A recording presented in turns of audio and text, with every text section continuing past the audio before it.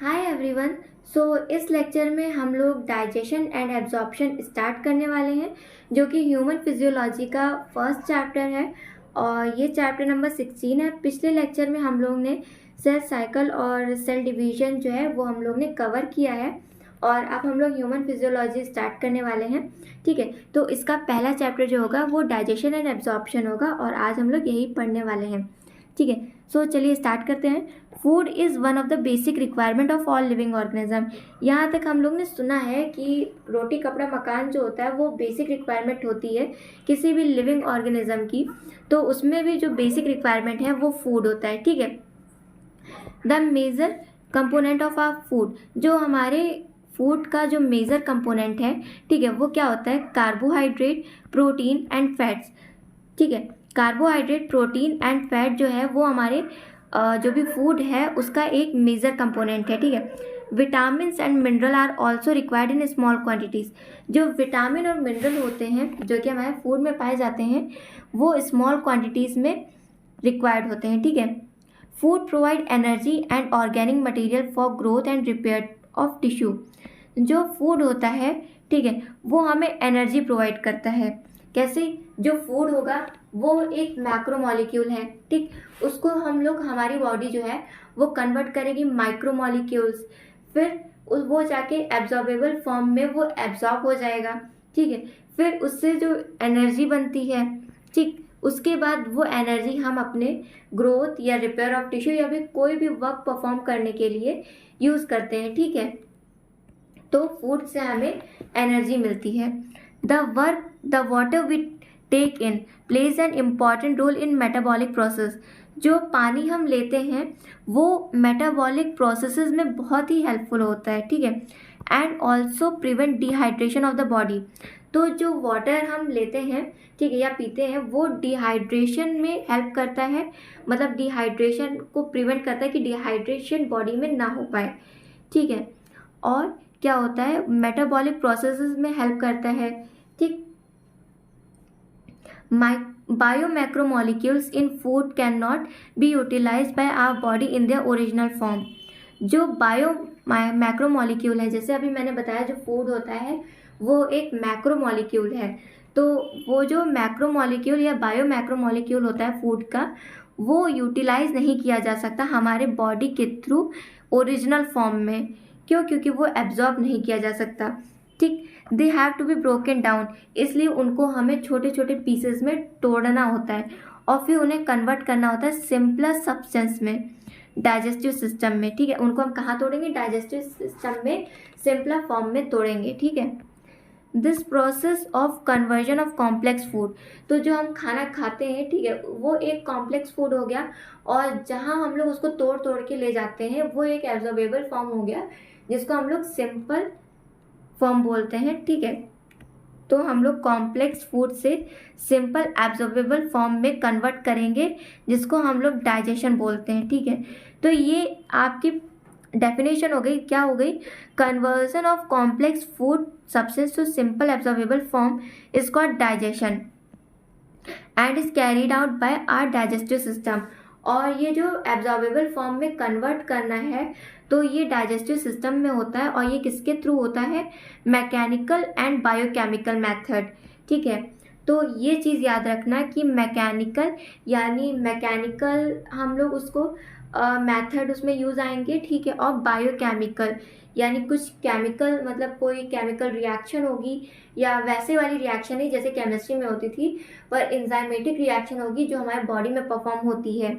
ठीक है, तो उसको हम लोग बायोकेमिकल रिएक्शन या मेथड बोलते हैं जो हमारे बॉडी में परफॉर्म होती है। ठीक है, अब हम लोग चलते हैं डाइजेस्टिव सिस्टम पे। डाइजेस्टिव सिस्टम से पहले हम लोग ये वाला डायग्राम एक बार देख लेते हैं। ओके, पेन ले लेते हैं, red.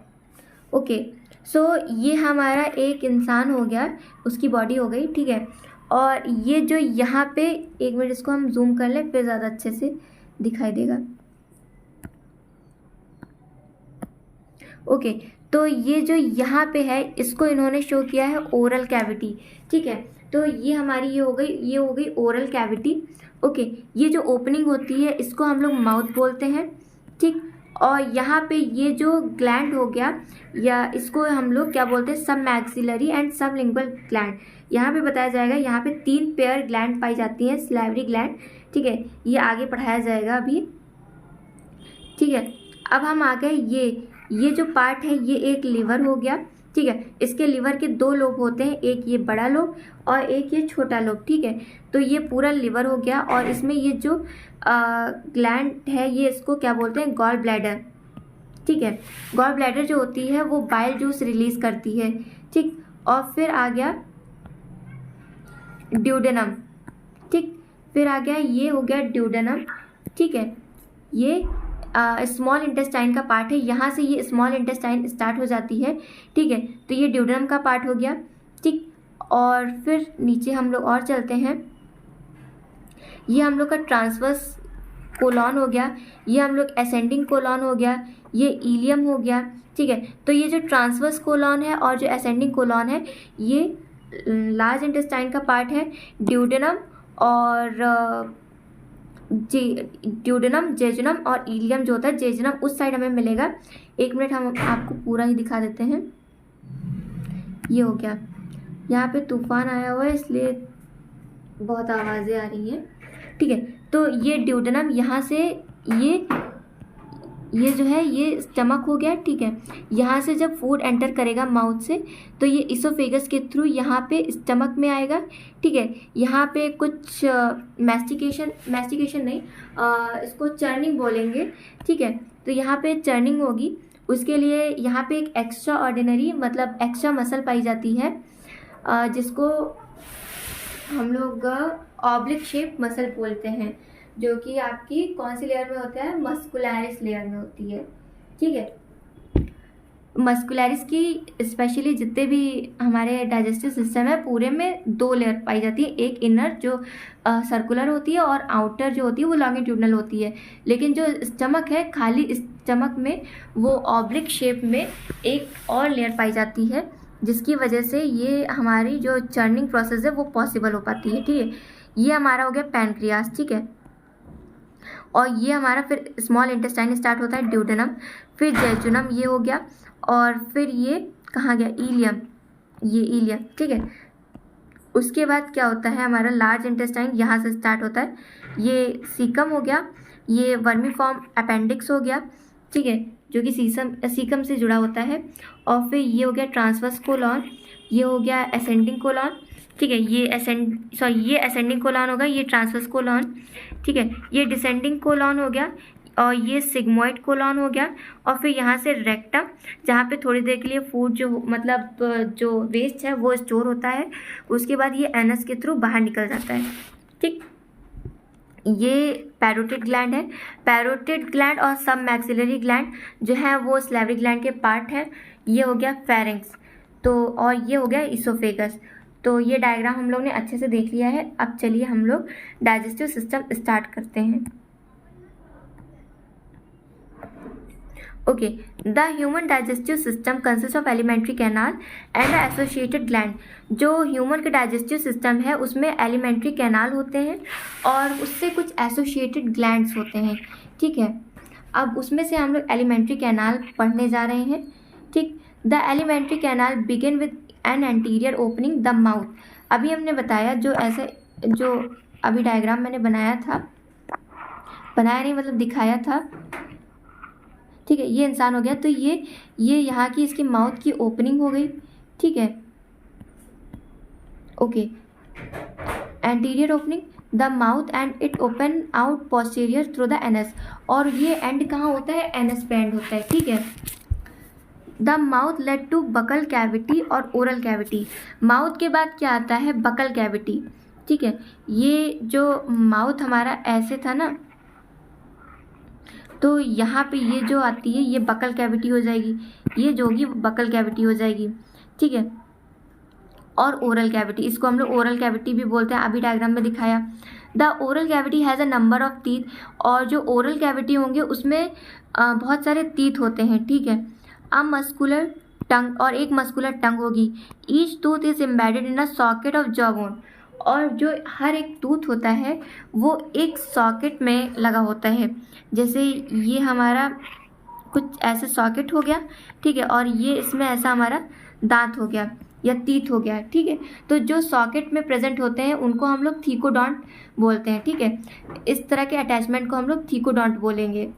Majority of mammals including human being form 2 set of teeth in their life time. तो जितने भी मैमल्स हैं ज़्यादातर उसमें से यहाँ तक ह्यूमन बीइंग को भी मिला के कितने टाइप के टीथ निकलते हैं? 2 टाइप के टीथ निकलते हैं, ठीक है। एक जो हमारा पहले जो कि हम लोग मिल्क टीथ बोलते हैं, और एक जो हम लोग परमानेंट टीथ बोलते हैं, ठीक है। यहाँ आगे दिया भी होगा। A set of temporary milk and deciduous. Temporary milk, ये जो टेम्परेरी होते हैं इनको टेम्परेरी टीथ भी बोल सकते हैं, इनको मिल्क टीथ भी बोल सकते हैं, इन लोग को डेसिडियस टीथ भी बोल सकते हैं, ठीक है। Deciduous teeth replace by a set of permanent और एडल्ट टीथ। और ये जो डेसिडियस और या टेम्परेरी मिल्क या फिर टेम्परेरी टीथ जो होते हैं ये एक परमानेंट सेट से रिप्लेस हो जाते हैं, जिनको हम लोग एडल्ट टीथ भी बोलते हैं। और इस तरह के डेंटिशन को हम लोग डाइफायोडोंट बोलते हैं। मोनोडाइफायोडोंट जो होता है वो टीथ होते हैं जो लाइफ में एक बार आते हैं, और डाइफायोडोंट उनको बोलते हैं जो लाइफ में 2 बार आते हैं, ठीक है। जैसे कि जो हमारे, चलो आगे दिखाते हैं। एन एडल्ट ह्यूमन, चलो पहले दिखाई देते, ठीक है। ये रहा आपका टीथ का डायग्राम, ठीक है। तो यहाँ पे ये इंसीजर हो गया आगे का, ठीक है। ये आगे का जो भी 2 दांत होते हैं वो इंसीजर होते हैं। ये आपको हाफ का दिखाया गया है, ठीक है। तो ये पूरा हाफ का है और ये इधर हाफ का है, ठीक है। तो ये एक इंसीजर हो गया, ये एक इंसीजर हो गया, ठीक है। यहाँ पे ये कैनाइन हो गया। कैनाइन क्या होता है? ये 3rd नंबर पे प्रेजेंट होता है, ठीक है। मतलब ये 2, 1, ये 2, ये 3, ठीक है। या फिर आप ऐसे कर लो, ये इंसीजर हो गया, ये कैनाइन हो गया, ठीक है। सॉरी, जो इंसीजर होता है वो 4 प्रेजेंट होता है। मैंने एक्चुअल में फॉर्मूला ये होता है 2 1 2 3, तो मैंने हाफ का फॉर्मूला बताया, उसके चक्कर में मैंने 2 बोल दिया, लेकिन 2 नहीं होता, टोटल 4 होते हैं, ठीक है। तो ये इंसीजर हो गया, ठीक है। ये कैनाइन हो गया, ये प्री मोलर हो गया, ये मोलर हो गया, ठीक है। जो प्री मोलर होते हैं वो मिल्क टीथ में एब्सेंट होते हैं, ठीक है। मिल्क टीथ में एब्सेंट हो गए, और जो 3rd मोलर होता है वो एब्सेंट होता है, ठीक है। तो हमारे जो बच्चे होते हैं, मतलब बच्चे क्या, जो 17 या 18 ईयर तक जो एडल्ट होते हैं, तो उन लोग के पास क्या होता है, उन लोग के जो भी टीथ होते हैं उसमें मतलब ये जो विजडम टीथ होता है, जो लास्ट वाला मोलर होता है वो बाद में आता है, यानी 20-21 साल तक आता रहता है, ठीक है। तो इसमें अगर पूछा जाए कभी कि अगर आपको कैलकुलेट करना है कि अगर 17 ईयर या 18 ईयर के 17 ईयर अगर मानते हैं, ठीक है, तो उन लोग में कितने डेंटल फॉर्मूला होंगे, उसका डेंटल फॉर्मूला क्या होगा? तो 2 1 2 2, ठीक है। ये 2 1 2 2। तो इसको भी हम बताते हैं ये कैसे निकलता है। इसके पहले अभी मैंने आप लोग को टीथ के बारे में बता दिया। अब एक बार फिर से बैक पीछे आते हैं और फिर थोड़ा और डिटेल में जाएंगे, ठीक है। An adult human being, okay, नीचे एक बार चलते हैं, यहाँ पे इसका डिस्क्रिप्शन दिया हुआ है। Colour change, okay. Has 32 permanent teeth. जो भी एडल्ट होता है उसके 32 टीथ होते हैं, ठीक है, permanent teeth, which are of 4 type, जो कि 4 प्रकार के होते हैं, ठीक है। जिसको हम लोग हेट्रोडोंट, मतलब डिफरेंट टाइप ऑफ टीथ अगर आपके पे मतलब ह्यूमन बीइंग में अगर प्रेजेंट, मतलब सब में होते हैं, अगर की कोई बात नहीं आती, तो जो ह्यूमन बीइंग है उसमें different type of teeth present होते हैं, जिसको हम लोग हेट्रोडोंट बोलते हैं, ठीक है। Heterodont dentition namely incisor, canine, premolar and molar. Arrangement of teeth in each half of the upper and lower jaw, order IC, PM and M, is represented by dental formula which in human is 2 1 2 3। तो ये formula होता है जिसकी वजह से मैंने अभी आपको थोड़ी देर पहले कुछ गलत चीज़ें बता दी थी। तो ये फॉर्मूला होता है, ठीक है। 2 1 2 3, 2 इसमें इंसीजर होंगे, जो एक है इसमें आपका कैनायन होगा। ये जैसे कोई भी एक जॉ साइड ले लो, उसमें का हाफ फॉर्मूला दिया है, ठीक है।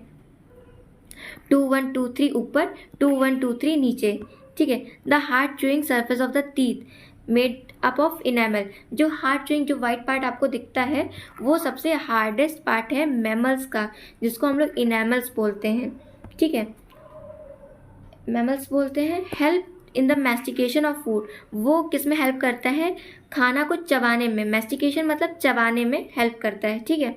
The tongue is freely movable muscular organ, जो टंग है वो आपकी फ्रीली इधर उधर मूव कर सकती है, जिसको हम लोग फ्रीली मूवेबल मस्कुलर ऑर्गन बोलते हैं, जो कि अटैच होती है नीचे से, जो जिसको हम लोग तालू बोलते हैं, वो नीचे अटैच होती है, और जिसको हम लोग फ्रेनुलम बोलते हैं, फ्रेनुलम के थ्रू वो अटैच होती है।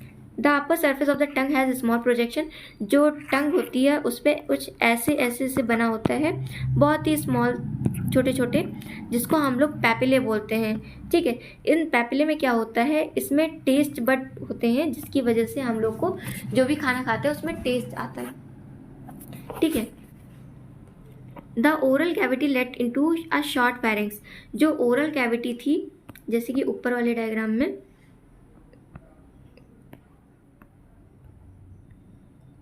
ओके, तो ये ओरल कैविटी थी, ओरल कैविटी के बाद ये फेरिंग्स आ रहा है, ठीक है, ये फेरिंग्स आ गया, फेरिंग्स के बाद इसोफेगस आया, ठीक है, इसोफेगस के बाद स्टमक आया, ठीक है। तो अब फिर से हम लोग नीचे वाले पार्ट पे चलते हैं, ओके। सो कहाँ पे थे, the oral cavity let into a short pharynx, तो जो ओरल कैविटी है वो शॉर्ट फेरिंग्स, मतलब जो ओरल कैविटी है उसके बाद शॉर्ट फेरिंग्स आएगा, ठीक है। Which serve as common passage for food and air, तो वो क्या होता है, वो एक कॉमन पैसेज होता है फूड और एयर के लिए, ठीक है। तो जैसे ये फेरिंग्स है, ठीक है, और फिर यहाँ ये फेरिंग्स हो गया, और ये आपका फूड पाइप हो गया, ये आपका ट्रैकिया हो गया, ठीक है। तो यहाँ पे क्या होता है, यहाँ पे एक कैप लाइक स्ट्रक्चर होता है, ठीक है, और जिसको हम लोग एपिग्लॉटिस बोलते हैं। तो ये इसको कवर करता है, जब फूड एंटर करता है तो ये इसको कवर कर देता है, जिसकी वजह से जो फूड पार्टिकल है वो ट्रैकिया के अंदर जाके रेस्पिरेटरी पाइप में न चला जाए, ठीक है, जिसकी वजह से ये क्लोज हो जाता है, ठीक है। और ये जो इधर बना था इसको हम लोग गलेट बोलते हैं, और इसको हम लोग ग्लॉटिस बोलते हैं। इसके ऊपर ये एपिग्लॉटिस थी, ठीक है, और तो फूड जो आता है वो इधर एंटर कर जाता है, और जब फूड एंटर करता है तो ये बंद हो जाता है, ठीक है, ओके। देखो यहाँ पे दिया भी हुआ है, the oesophagus and the trachea wind pipe open into pharynx, जो इसोफेगस है और जो ट्रैकिया है वो किस में ओपन होता है, फेरिंग्स में, ठीक है। तो अ कार्टिलेजिनियस फ्लैप, एक जो कार्टिलेजिनियस फ्लैप होगा जिसको हम लोग एपिग्लॉटिस बोलते हैं, वो क्या करता है, फूड की एंट्री को रोकता है ग्लॉटिस में, ठीक है। Opening of wind pipe, glottis किसको बोलते हैं, ओपनिंग ऑफ विंड पाइप को। ड्यूरिंग स्वेलविंग, जब हम लोग निगलते हैं खाना, स्वेलविंग मतलब निगलना, ठीक है। अब the oesophagus is a thin long tube which extend posteriorly to through the neck, thorax, diaphragm and lead to J shape. अब जो हमारा इसोफेगस था वो थोरेसिक कैविटी को पार करके फिर डायफ्राम को क्रॉस करके फिर एक जे शेप लाइक स्ट्रक्चर में आता है, जिसको हम लोग स्टमक बोलते हैं, ठीक है, जिसको बैग लाइक स्ट्रक्चर भी बोल सकते हैं, ठीक है। तो अब हम लोग यहाँ पे आ गए हैं, okay. Like structure caught stomach, जिसको हम लोग स्टमक बोलते हैं। अ मस्कुलर स्फिंक्टर, एक मस्कुलर स्फिंक्टर होगा, ठीक है। गैस्ट्रोइसोफेगल स्फिंक्टर, जिसको हम लोग गैस्ट्रोइसोफेगल स्फिंक्टर बोलेंगे, जैसे कि ये आपका स्टमक हो गया, ठीक है, ये आपका इसोफेगस हो गया, ठीक है, ये आपका स्टमक है।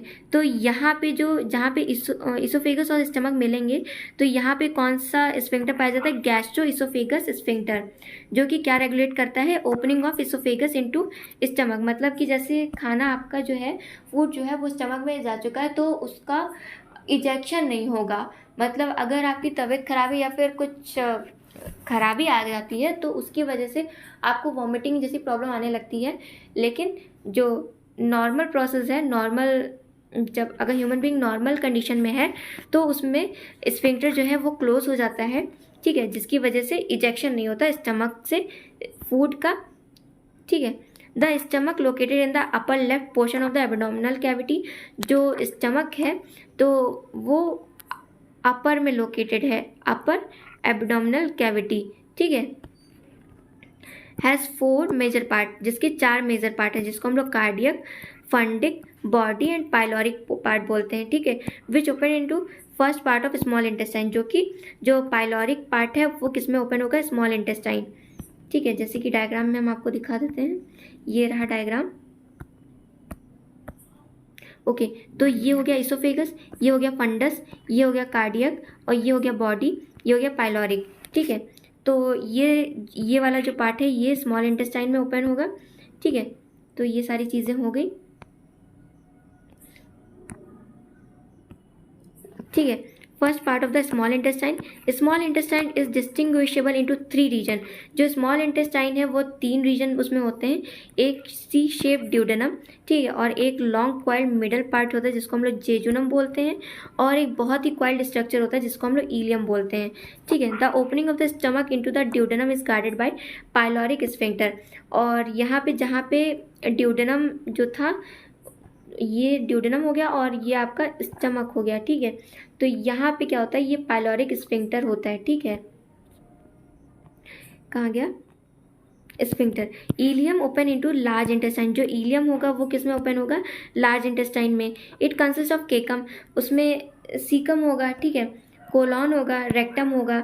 जो सीकम है वो स्मॉल ब्लाइंड सैक है, ठीक है, जो सीकम है वो स्मॉल ब्लाइंड सैक है जिसमें क्या होता है, बहुत सारे सिम्बायोटिक मतलब जो प्रॉफिटेबल बैक्टीरिया होते हैं, मतलब वो हमारे पास रह के हमसे कोई न्यूट्रिशन एब्जॉर्ब करते हैं या फूड वगैरह जो भी होता है, और हम उनसे कुछ एब्जॉर्ब करते हैं या फिर कुछ लेते हैं, ठीक है, तो उसको सिम्बायोटिक बोलते हैं, ठीक है। A narrow finger like structure, tubular like structure, projection, जिसको हम लोग वर्मीफॉर्म अपेंडिक्स बोलते हैं, जो कि सीकम से निकलता है, which is vestigial organ.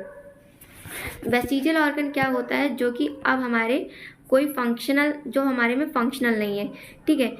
Organ arises from caecum, the caecum open into colon, जो सीकम होगा वो कोलॉन में ओपन होगा, तो कोलॉन इज डिवाइडेड इनटू 4, और जो कोलॉन होता है वो 4 में डिवाइडेड होता है, ascending, transverse, descending, sigmoid region, और the descending part open into the rectum which open through anus, okay.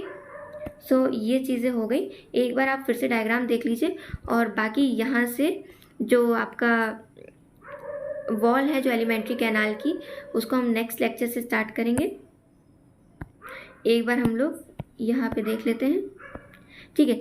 तो ये हो गई आपकी ओरल कैविटी, ठीक है, ओरल कैविटी हो गई, ठीक। फिर ओरल कैविटी से आप यहाँ पे ये जो होती है बकल कैविटी होती है, बकल कैविटी से यहाँ पे ये फेरिंक्स हो गया, फेरिंक्स के बाद ये आपका ये पाइप जो है ये इसोफेगस हो गया, ये इसोफेगस यहाँ पे ये डायफ्राम होता है, ये डायफ्राम को क्रॉस करके ये थोरेसिक कैविटी को पार करता हुआ ये स्टमक में एंटर किया, यहाँ पे गैस्ट्रो इसोफेगल स्फिंक्टर होगा यहाँ पे इस रीजन में, ठीक है। यहाँ पे पाइलोरिक स्फिंक्टर होगा जिसकी वजह से वो ड्यूडेनम में ओपन करेगा, ठीक है। ये स्टमक हो गया, ये शी शेप, इसको, ठीक है, ये जो स्टमक होता है ये 4 पार्ट में डिवाइडेड होता है, ठीक है। फिर ये आता है पैंक्रियास, पैंक्रियास के बारे में तो अभी हम लोग ने पढ़ा नहीं।